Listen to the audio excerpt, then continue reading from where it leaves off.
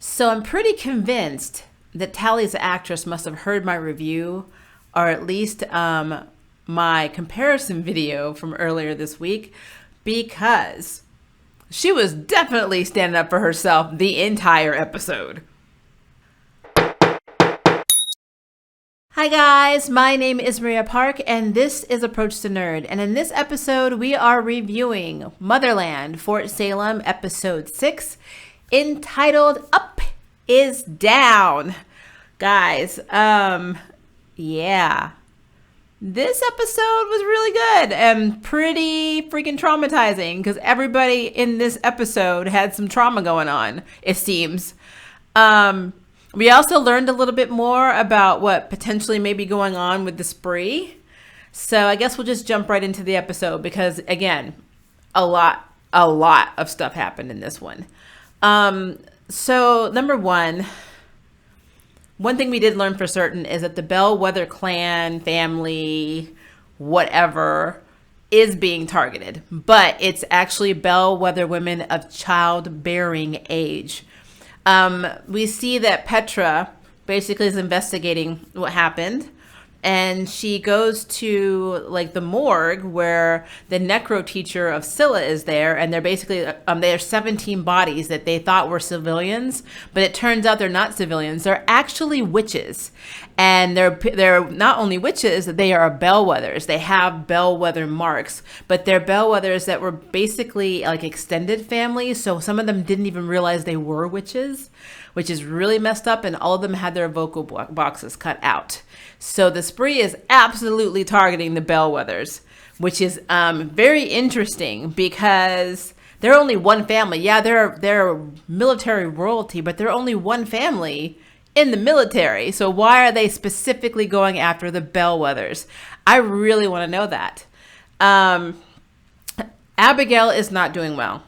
She's feeling guilt and grief over her, Chevelle, her cousin, dying. She felt like she let her guard down. This was a big reality and wake-up call for her that she's not as strong and badass as she thinks she is, because she wasn't able to save not only her cousin, but she wasn't able to save herself without her mother's assistance. She is really not doing well. I think it's very cool that Tally's guilt over not telling Raelle about Scylla. Raelle basically grieving over not being able to find Scylla, and Abigail's grieving over her cousin, and of course her loss of confidence in herself was like a literal round robin with them, and they're each trying to support each other, but they're not doing well themselves, so it's like the blind leading the blind. I thought that was really interesting. We also are basically seeing just how far they have come as a unit or sisterhood, because they are basically there for each other, even though they're snapping at each other. And speaking of which, Tally was going off in this episode, guys. Raelle is going off in the hallway, and she's like, what do you think's happening? Why aren't they looking for Scylla? Blah, blah, blah. And Tally's like, I don't know. And it's the way she did it. She's like, sit down. Stop your whining. I understand it's rough, but be quiet. Tally literally was Abigail in this episode. Yeah, Abigail was still very kind of snippy with people, but of course, again, she's grieving. So she's, as she even says herself, she's a beehive, don't poke me. But Tally was the one you needed to watch, because she was like, got time for this. Don't talk to me this way. When Abigail snapped at her, that's exactly what, you do not talk to me like that. Raelle, she's like, I don't know, back off. And even with Anacostia, how she was like, how can I be a good sister while lying? And she was like, she was not the meek girl that we're used to seeing. So Tally definitely got if this is a video game, she leveled up in this episode. She was not taking poop from anybody in this episode, even though she feels extremely guilty over not talking about Scylla with Raelle. So Raelle is so grief-stricken. She doesn't know what's happening with her girlfriend. It's driving her crazy. She pretty much tries to go off on Anacostia, which you don't really do, because Anacostia did have that look on her face like, I literally will skin you alive, child. And I'm like, Raelle is she's a very passionate person, so she like goes straight for the jugular, but unfortunately you need to know whose jugular you're going for because sometimes they don't play. So Anacostia basically let her know that an investigation was happening, and Raelle's like, you didn't like us together, blah, blah, blah. She's like, this is above your pay grade, so back off, let us handle it, and walks off. Nobody's really helping Raelle find Scylla, and it really is driving Raelle crazy. And I get it. I mean, if you love somebody and she doesn't know that, her girlfriend is pretty much a spree. Nobody is helping her, and she doesn't understand why. And then when she breaks into the necro training facility / morgue, wherever this place is, the big, bunker type place, she's walking down this hallway, and she sees like this it looks like a big patch of ice, really, on the wall. And she goes to put her finger towards it, and the finger like forms and comes out and like is trying to touch her finger. And then the same morgue lady / Scylla's teacher is like telling her to stop. And she's like freaked out. She's like, well, you just need to get away from that. And Raelle's like, well, what is that? And she's like, let's just say it's a mushroom or something like that. But as they're walking away, there's a face. So my question is that Raelle's mother? Because I do remember in the first episode her talking about how her mother was like encased in something. I don't know if it was glass, ice, whatever, and that they had to break her body apart to get her out. Well, what if they didn't? What if her mother is actually the thing in the wall? So, yeah. So Alder takes in, and I'm going to try and get their names right. I think it's Adele and Khalida. So Adele and his little sister Khalida come walking up to the base. She's got some kind of black, like vine-looking disease on her neck. And, he basically goes to them for help. He's part of the group of witches, I'm certain, that are the ones living on the border of Russia and China that have like the ancient songs that the other witches don't know, but Alder remembers from her past because, she's like over 300 years old. So Alder is basically like, I would love to know those songs. And he's like, no, you weaponized your own songs. You're not getting ours. So that did not go the way she planned. He does not like the military. He does not seem to like Alder or what she's done or what she's built. He like that whole situation for him is kind of messed up. As a matter of fact, he said once his sister is better, they are out. So he is completely anti what they are, which is also the making of a spree. But I don't know if he is a spree or working with a spree, but if so, that would be extremely messed up, especially since the seed that they heard, like the one that's supposed to disable your voice so you can't use your, any of your seed power or your vocal power. Petra was trying to distinguish it, and they're playing like all these different seeds, and she's like, no, these are what these do, but I was over to overcome them 7 years ago, so it's not any of these. It would be really messed up if the spree was actually getting their weaponry and spells and seeds from I guess I like to call them gypsy witches, but from the gypsy witches. That would be really messed up. But yeah, like the entire episode, honestly, guys, was really, really good. I was really shocked about the salva part, only because they made it seem like salva was like a drug that you weren't supposed to really mess around with. When Raelle and Scylla first did it in episode 1, and they're like, oh, you could have died. I'm like, they just put it on for like a minute and were floating, and then they fell to the ground, which is what they did in training. But it seemed to be okay in training. As a matter of fact, the teacher made Raelle go first. And of course, she's like floating through the air with the salva and then having a flashback of her girlfriend, because that's what her and Scylla first did. And she's like reaching for it. It was actually very sad. It's so hard for me because what Scylla has done, especially if she really is the girl, if she had changed into that redheaded girl, the freaky looking girl from episode 1 that walked into the commencement day, whatever, and killed 1,600 people, that is mass murder. You cannot forgive that. I mean, I know love is love. I know I'm in love. I'm married. I'm happy with my spouse, but my spouse is not going around mass murdering people.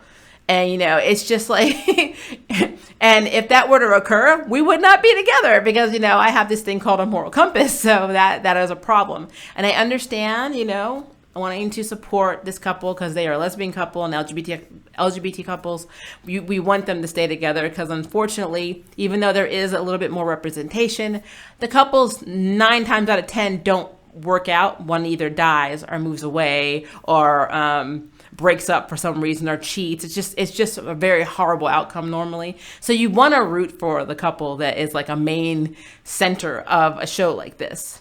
Having an LGBT marriage myself, I am gung-ho, but you cannot have support when you are mass murdering people. So it's hard for me because they are cute together, but apart, Scylla's a bitch. So it's like really hard to wrap my mind around that. And the reason I'm bringing Scylla up is Scylla is not dead. Scylla actually, the mark that she put on Raelle last time with her, basically the S of her name on the palm, which she did to basically mark her so she would know whenever it was the real Raelle. Well, she's using it. She's utilizing it because when Abigail was having a nightmare, she was looking at her hand and an S formed on her hand. And so that is an indication that Scylla is alive for Raelle, because why would that mark do that if Scylla was dead? And we do see that Scylla is alive. Scylla is basically in the necro lab in a secret room where the necro teacher and Anacostia are, and Anacostia is interrogating her. And then she's like, if you won't talk to me, I know somebody who will get you to talk. And then here comes General Alder with her biddies walking into the room, which I'm going to be real with you. I still think that Alder started the spree. I think that Anacostia is in on the spree. And I think that the reason that they are actually so 100%, into interrogating her and seeing what she knows is probably because they don't want to look like they're part of the spree. It's so weird that the Bellwether family is being attacked. General Alder and Petra are literally on a first name basis. So if anybody knows about that family, it's General Alder.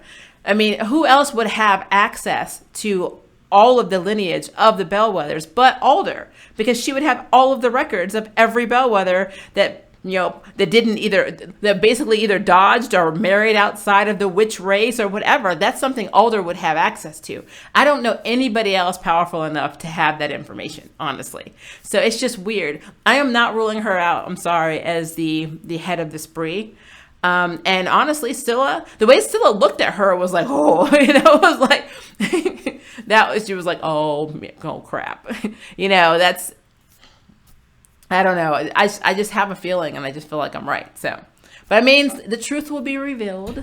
The truth will always be revealed in these shows. So we'll know one way or the other. Hopefully by the end of this season, it's probably going to be a good season finale with this series, because up to now, it's been pretty messed up. So I can imagine all the crap that's going to fall in, episode 10 when the season finale hits. But the only other thing that I thought was cool was, I think her name was Bridie. Bridie is the bodyguard that Abigail's mother hired to protect her. And she's pretty badass. She's very, very good. She also has an eye patch. And the story was her unit was ambushed and she used a wind strike. And it was like one of her best ones. But unfortunately, she trapped her sister behind, the storm. And so there was no way to get her sister out. So her sister essentially was killed.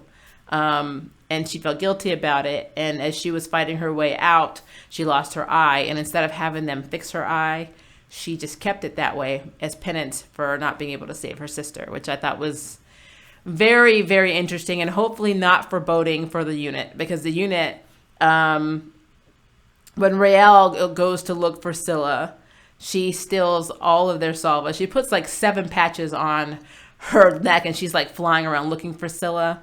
And, pretty much Tally looks and says, oh, I didn't leave this out. And she looks and it's empty. And so she figures out that Raelle took it. And so it was so interesting that Abigail was the one talking to Bridie about taking, her and Tally to go find her sister. She's like, you lost your sister. I don't want to know what it's like, so don't let me find out what it's like to lose mine.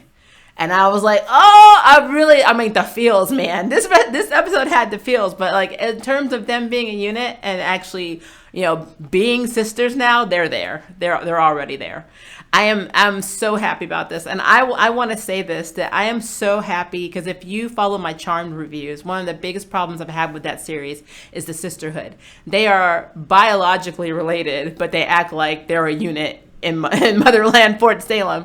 Here you got 3 girls that, 2 of them drastically hated each other. And now they're like completely bonded, like all 3 of them. And like, it's like, to me, that's the best thing. I mean, if you want to be able to support 3 characters that are a unit, this is how you do it. You gradually, but you actually have them become sisters. And they're not even biologically related. So I'm very, very happy about that. So, but yeah, lots of stuff. I mean, who's in the ice wall? Will Bridie be in the next episode because she's a cool character? Who's after the Bellwethers? Is Alder in charge of the spree? Why is she so interested in the ancient songs from the witch gypsies? And Adil and Kalita, what is actually going on with them? What does she have? Why is he so anti-military? Does he know something? Is Tally going to come clean about knowing that, Scylla is spree in the next episode? Because I don't think she can hold it in for that long. Will Abigail get her confidence back? There's so many questions in this. I mean, I'm super excited for next week because next week looks even better than this week. This show progressively gets better. So I'm excited. I want to know where this is going. And I'm very excited for the conclusion and the season finale. But that is my beautiful opinion about this show, because I'm sure you all love it. But I want to know what you guys think. So please leave me a comment below and let me know. And if you would like to sign up for Jury Duty, hit the subscribe button. And if you'd like to know who's next on the Nerd Ballot, hit the notification bell. Until next time, I can't wait for you to approach the nerd. Bye, guys. Thank you for watching my video. I really appreciate it, but hey, the party doesn't have to stop now. Click on one of these videos and keep it going.